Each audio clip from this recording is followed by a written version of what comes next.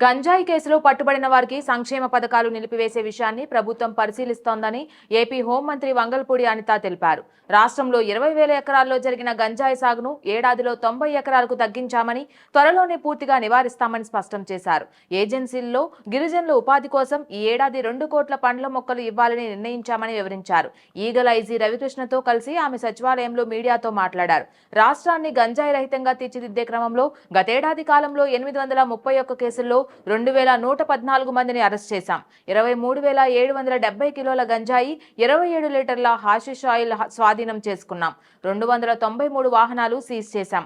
గంజాయి సాగును ప్రోత్సహిస్తున్న 7గురికి చెందిన 7.75 కోట్ల రూపాయల విలువైన ఆస్తులు సీజ్ చేశాం. ఆపరేషన్ గరుడలో 100 బృందాలు రాష్ట్ర వ్యాప్తంగా మెడికల్ దుకాణాల్లో తనిఖీలు చేసి 150 షాపులు మూసివేశాయి.